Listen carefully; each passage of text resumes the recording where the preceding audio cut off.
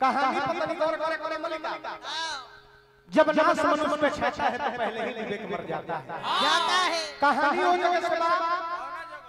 कि पांडव लोग 12 वर्ष वनवास और 1 वर्ष ज्ञात वर्ष बिताए ले बीता के जब आई वाले तो श्री कृष्ण भगवान शांति दूत बन के अब पांडव लोग के आधा हिस्सा मांगे खातिर सोचा तारे कि हस्तिनापुर जाए अतले जैसे निकले के पलाल करत वाले तले भीम कहत रहे हे भाई कन्हैया जाना बेड़ी हम वनवास काटे जात रही ओ मेरी प्रतिज्ञा कइले रहले दुर्योधन के मार के डार तुरे में ही गदा से दुशासन के छाती फाड़ के लहू पिए के प्रतिज्ञा कइले रहे अगर जो तू आज शांति दूत बन के जीवता हमार प्रतिज्ञा अधूरा के अधूरे रह जाए एक बार तनी पीछे चल के देखो कि हमने के दुर्दशा का होई रहे भीम कहत रहे कि कन्हैया हमर बात मानो भैया कहत बार बार फाट लागल बिढ़ा के वही पर वही पर बिढ़ा के फाटो कोगाल भाग में जाएगी वही पर कहत है का अरे तो जाए से पहले बात तो सुन ले बधाई हो जाए से पहले बात तो सुन ले बधाई हो भैया भगवान जवनिया में भाई हो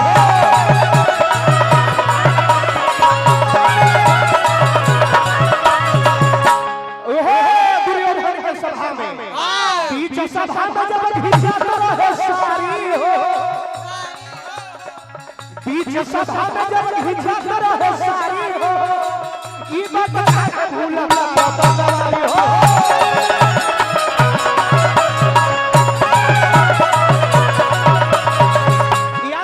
याद करो नया नई बतिया हो पुराना हो अब बेसे कही के करो मन रहे जाता हो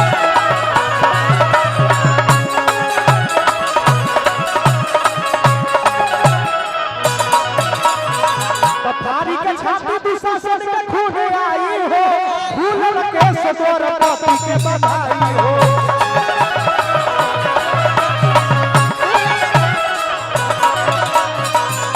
रिलेशन सहारा चलावे के बाही तई सहारा चलावे के तो तू चलाओ हमारा कन्हैया अब भैया भी नहीं के जोड़े अब कोई नहीं पर प्रतिज्ञा दुर्योधन के डाला तोरे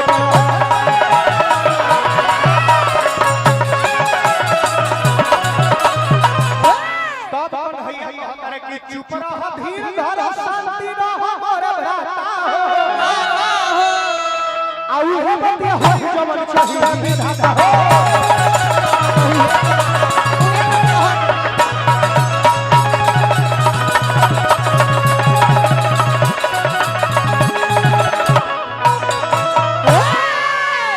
पुरस्कार माही टेंट हाउस अच्छा बिट्टू बाबा के ओर से पुरस्कार हार्दिक हार्दिक अभिनंदन करो कल के सुनो भगवान के कृपा जौन होई द्वार अपन खुलल केस लेके देखाओ तारी के तनी और हमरा के सीएसपी और हाथ भैया भीम अलगे अपन कथा सुनावत है कहले कि तारा कन्हैया कहले कि तारा प्रतिज्ञा से बढ़ कहीं हस्तिनापुर बा ऐसे जवन हो कौन हो खुदा हमरा के शांति दूत बन के जाए दो सारथी से कहले दारू के सारथी बना के रथ पर बैठौले हस्तिनापुर खातिर निकलल बड़े बड़ा सुंदर भाव लागल शांति के दूत हवे वसुदेव जी के पूत हवे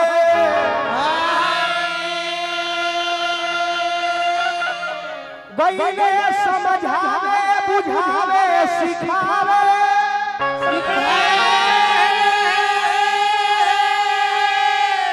अभी से मौका मनोका के पार करो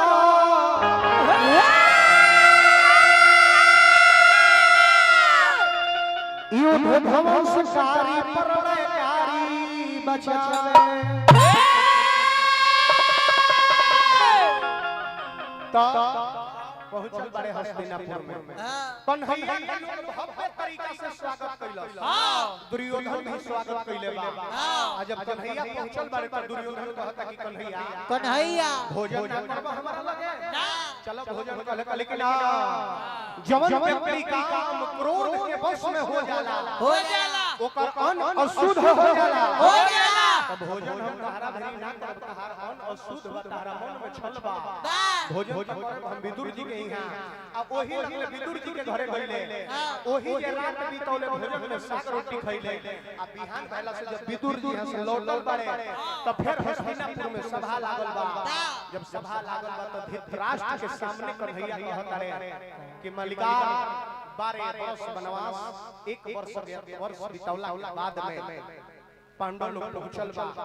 तो हम चाहत हनी कि बिना लड़ाई कइले ओ लोग के आधा राजपाट रहुआ दे दी दुर्योधन होइया रहे कहता कन्हैया हमारा ये प्रस्ताव मंजूर नहीं है अगर जो दोसर प्रस्ताव होखे तो रख कहले कि ठीक बा जब तोरा प्रस्ताव मंजूर नहीं है तो हम के दोसरों को देबा कहले कि आधा राजपाट ना देबो तो कम से कम 5 गो गांव दे दो कि जियो सब खासा कहले कन्हैया 5 गो गांव के कहता रह बिना लड़ाई कइले ओकनी के एगो सुई के नोक बराबर भी बना दे त कन्हैया कहले कि तोर की जवन लोभ बा तोरा सहित पूरा हस्तिनापुर के एक दिन माटी में मिलाई कहले अनु कि बिना लड़ाई कइले सुख सुई के नोक बराबर भी ना पेंडिले कम करना हम होता भैया ए भैया तने ऐठा दिलवा सुनात नहीं थे साफ हमरा हेलो हेलो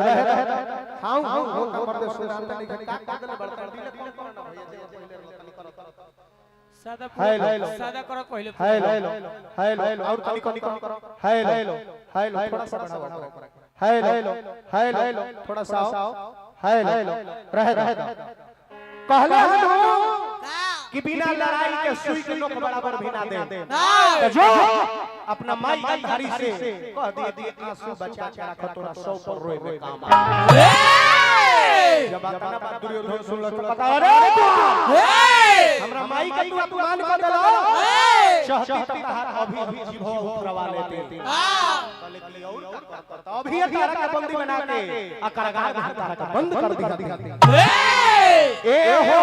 हीरा वीर धीर धके बोलथी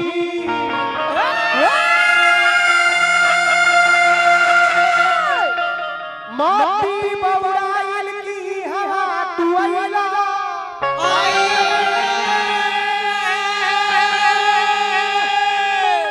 जानी बरका हो शेर हो पांडोला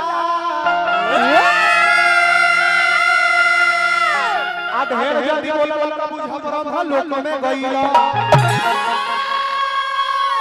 सैनिक से दुर्योधन कहता है सैनिकों इसे बंदी बना लो और इस ग्वाल को बंदी बना के कारागार में बंद कर दो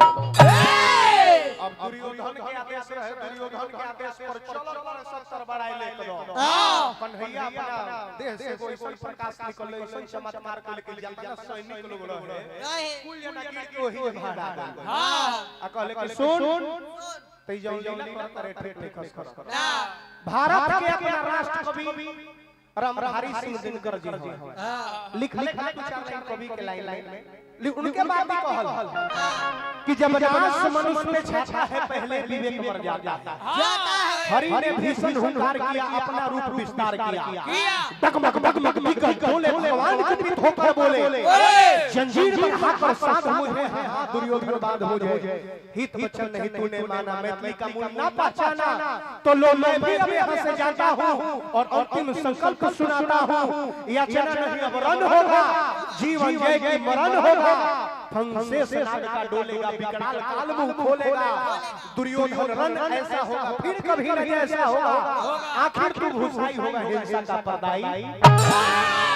लेकिन जा पानी जो लेकिन मानला न बतिया अरे हमारी रे पापी अरे झूठा होई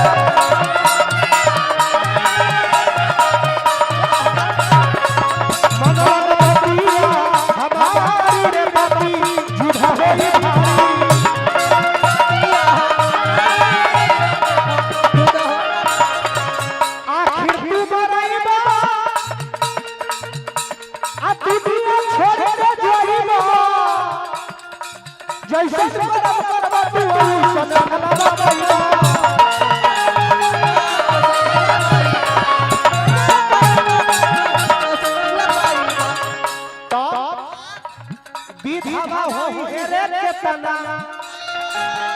विधावा होई है केतना नारी रे बतिया मनवा ना हमारी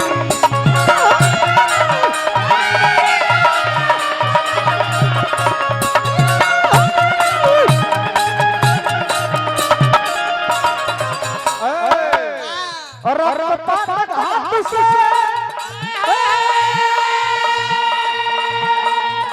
लाल हो धाता नर खातिर नारी कतना हो जाई है पागल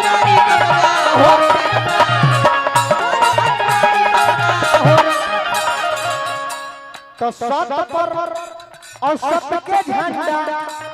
अरे नारी रे बती युद्ध होई भारी